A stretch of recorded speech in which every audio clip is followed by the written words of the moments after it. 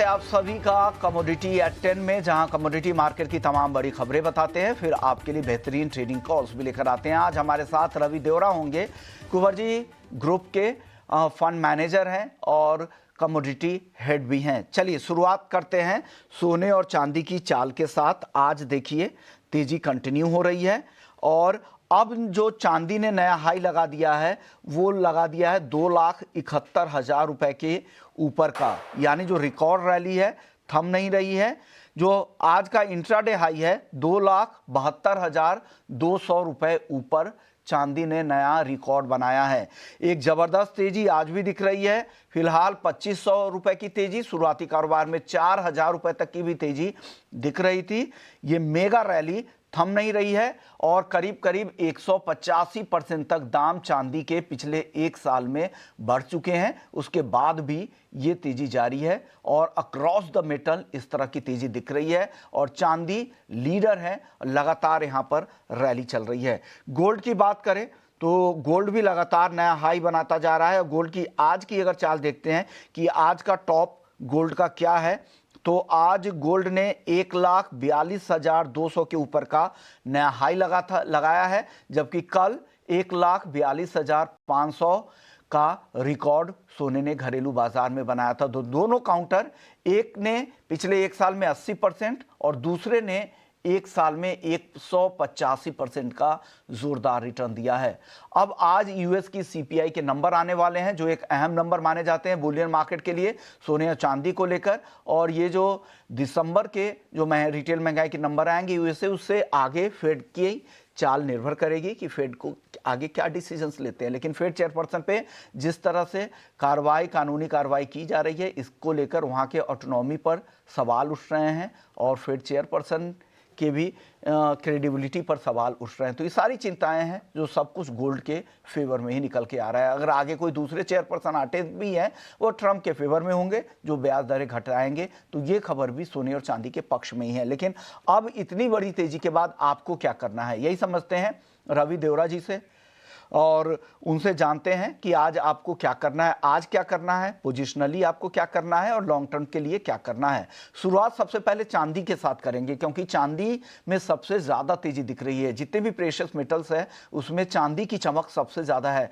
लेकिन कितना बड़ा रिस्क है यहाँ से, या अभी भी रिवॉर्ड के मौके हैं, ये जानना बहुत ज़रूरी है। रवि जी बताइए, चांदी को लेकर नई राय क्या है? 2,72,000 रुपए के ऊपर आप लोगों ने जितने भी टारगेट दिए थे वो समय से काफी पहले हिट होते जा रहे हैं।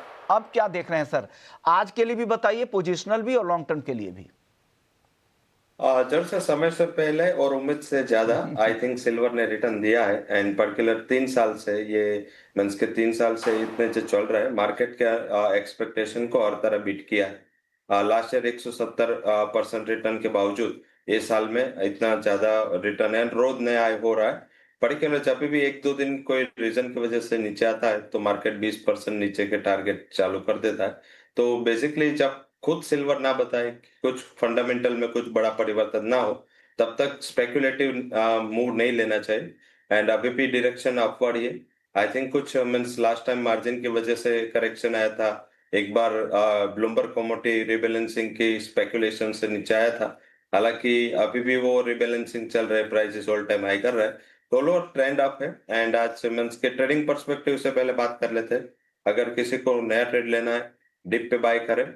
ये अभी जब तक 270 800 का लेवल ब्रेक नहीं करता डाउन साइड, तब तक ट्रेंड आज के लिए पॉजिटिव है। एंड अपर साइड 270 टू 800 273 तक के टारगेट को उम्मीद करनी चाहिए। All over means short to medium term trend की बात करें तो दो डेटा इंपॉर्टेंट है। आज यूएस के सीपीआई इन्फ्लेशन डेटा आने हैं और अगले वीक में यूएस के कोर पीसी प्राइस इंडेक्स है और उसके बाद यूएस की पॉलिसी है, फेड की पॉलिसी है। तो आई थिंक सारा सेंट्रिक टू फेड है। तो बेसिकली मुझे लग रहा है कि ट्रेंड फेड पॉलिसी के बाद आप कुछ एक्सपेक्ट कर सकते हैं। जब चाइना नेक्स्ट मंथ लूनार में जाएगा या पॉलिसी में कुछ बदलाव नहीं होगा, उसके बाद कुछ फंडामेंटल में चेंज आ सकता है। अभी मुझे लग रहा है कि कोई ज्यादा उम्मीद बड़े करेक्शन के नहीं करनी चाहिए। इंटरमीडिएट प्रॉफिट बुकिंग यहाँ पे आ सकते हैं। ओके, तो ये राय यहाँ पर आ रही है। सर 1,42,000 रुपए के ऊपर गोल्ड पर आपकी क्या रणनीति बन रही है? क्या अभी यहाँ पर खरीदारी करके जाना चाहिए कि गोल्ड में अब रिस्क ज्यादा दिख रहे हैं आपको? कंपेरेटिव आई थिंक सिटी का जो आज रिपोर्ट आया मॉर्निंग, उसके बाद सिल्वर फिर से, जो सुबह में अच्छा नेगेटिव था, बट फिर से उसने प्राइजेस में अच्छा जंप लिया। हालांकि गोल्ड टेपिड चल रहा है, क्योंकि वैसे देखें तो गोल्ड सिल्वर रेशो वाइज तो सोने के फेवर में, बट फंडामेंटल फैक्टर सिल्वर के फेवर में मीडियम टू लॉन्ग टर्म ज्यादा है। एंड गोल्ड आई थिंक जिस हिसाब से 240 142 के ऊपर चल रहा है, बेसिक जियोपॉलिटिकल रिस्क है। मीन्स अभी ग्रीनलैंड वाला इश्यू इतना ज्यादा आया नहीं। अगर कुछ इन्वेट करने की ट्राई करेगा यूएस ग्रीनलैंड को, तो I think NATO and US सामने आएंगे, जो एक बड़ा रिस्क हो सकता है आगे। एंड सेकंड की मीन्स के काफी कंट्रीज लाइक क्यूबा, कोलंबिया सारे थ्रेट में है। तो अभी भी मुझे लग रहा है कि आज भी जो सुबह में ईरान की न्यूज आई, तो कुछ ना कुछ डेवलपमेंट चल रहा है। तो जब तक ये डेवलपमेंट रहेंगे एंड ट्रम्प जब तक ये अपनी जो नॉइस मेकिंग चालू रखेंगे, तब तक एटलीस्ट सेफ हेवन बाइंग बनी रहेगी। लेवल स्पेसिफिक 1,41,800 के बाई करें। 141,800 के बाइंग पे स्टॉप लॉस आपका होना चाहिए 141,400, एंड टारगेट 143 तक आ सकता है। वहां पे एक बार मुनाफा वसूल कर ले। और दोनों silver and gold I think एक बार आज यूएस के सीपीआई डेटा के पहले प्रॉफिट बुक कर लेना एडवाइजेबल हो। ओके, तो ये रहा सीपीआई डेटा से पहले ये प्रॉफिट भी बुक करके ज़रूर जाए। किस तरह के डेटा होते हैं कि आमतौर पर इस डेटा के बाद रिएक्ट करता है, शाम 6 बजे के बाद जब ये डेटा आएंगे तो इस पर नज़र ज़रूर रखिएगा। सर, कच्चे तेल की बात करते हैं, यहाँ पर भी धीरे धीरे थोड़ी खरीदारी बढ़ी है। क्या लग रहा है, सप्लाई रिस्क की चिंताएं यहाँ पर हावी हो सकती है? कुछ यहाँ से और रिकवरी की संभावना है कच्चे तेल में आपको दिख रही है क्या, रवि जी? जब से यहाँ पे आई थिंक रिकवरी की संभावना ज्यादा है। इन पर्टिकुलर मीन जो भी यूएस के एक्शन है, particular Venezuela, Russia plus Iran, world में तीनों कंट्री है जो डिस्काउंटेड क्रूड बेचते थे। पहले रशिया ने बेचा कोविड के बाद, उसके बाद मीन्स की ईरान एंड वेनेजुएला से भी काफी डिस्काउंटेड क्रूड ज्यादा था। तो बेसिक यहाँ पे डिस्काउंट बंद हो रहा है। तो आई थिंक जिस हिसाब से ये मीन्स के आगे जाके एक स्ट्रक्चरल आउटलुक के लिए थोड़े पॉजिटिव न्यूज है, क्योंकि काफी ओपेक का जो शेयर है वो ये डिस्काउंट क्रूड की वजह से कम हुआ था। तो ओपेक का शेयर रिगेन होगा, एंड पर्टिकुलर जो डिपेंडेंस है वो गल्फ नेशन पे फिर से आ सकता है। यूएस खुद चाहेगा कि प्राइसेस एक लेवल के ऊपर सस्टेन हो, और वही Venezuelan crude as well as Iran crude and I think means Russia के ऊपर का जो अभी सैंक्शन वाला न्यूज है, तो सारे इसके आसपास ही घूम रहे हैं। तो मुझे लग रहा है कि एक बार बाय करना उचित रहेगा। 5,380 के करीब बाय करें। 5,315 का स्टॉप लॉस होगा, 5,470 का टारगेट होगा। और चाइना भी काफी स्टेप ले रहा है टू रिवाइव देयर इकोनॉमी। तो आई थिंक यहाँ पे लग रहा है कि एक थोड़ा डिमांड फैक्टर जो वीक है, शायद थोड़ा बहुत यहाँ पे और डिमांड का फैक्टर जुड़ेगा, और प्राइसेस में एक रिकवरी का ट्रेड जारी रहेगा।